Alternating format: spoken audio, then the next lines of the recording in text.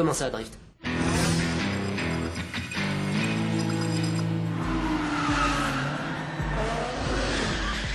Le drift, c'est l'art de maîtriser sa voiture en glisse. C'est vraiment du plaisir automobile à l'état pur.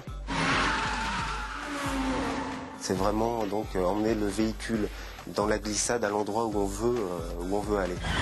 Avec tout ce que ça comporte, le bruit, la fumée, et qu'au niveau visuel de l'extérieur, ça soit sympa, quoi. Il te faut encore un dico là? À l'origine, le drift est né dans les montagnes du Japon. Il y a des courses sauvages qu'on appelle Touge, où deux pilotes s'affrontent un contre un, en prenant tous les risques et en driftant à flanc de la montagne. Donc ce sport est très dangereux, mais il a permis au drift ensuite de devenir plus professionnel. Et ce Touge, en fait, a été un vrai vivier de pilotes professionnels qui opèrent actuellement dans le monde entier.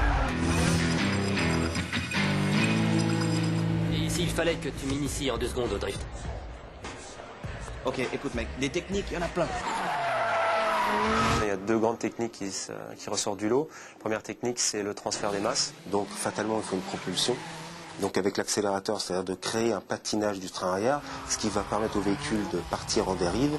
Et ensuite, il y a le ressenti du train avant qui doit adhérer pour pouvoir toujours diriger la voiture. Et la deuxième grande technique utilisée qui vient du Japon, c'est la technique du frein à main.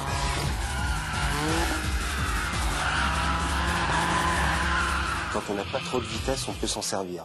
Ou alors pour déclencher une glisse assez tôt, avant de servir de l'accélérateur pour maintenir la dérive dans une courbe. Le petit devrait se détendre. Twinkie, il me faut un autre jeu. Oh! Oh là, oh là, oh là! Encore un? Non! T'en as bouffé 3 aujourd'hui déjà. La durée varie entre 20 minutes et une demi-heure suivant l'utilisation, quoi. Donc il faut prévoir des jeux de roues en conséquence. Même si le drift est récent chez nous en Europe, il faut savoir qu'il a démarré dans les années 80 au Japon. Donc tout d'abord dans la montagne, par ses Touge, il est même descendu dans la ville. Et début 2001, le fameux D1 Grand Prix, sur le premier championnat professionnel de drift, a été créé au Japon. Et s'est ensuite exporté en 2003 aux États-Unis et en 2004-2005 en Europe. Dans le championnat 2006 de D1 GP, la puissance des voitures est comprise entre 400 et 600 chevaux.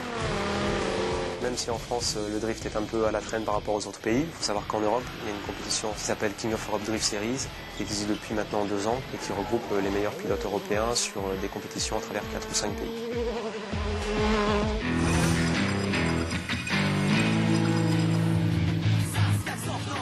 Le drift, c'est bien pour la drague et pour plein d'autres choses, vu que le drift est un sport fun.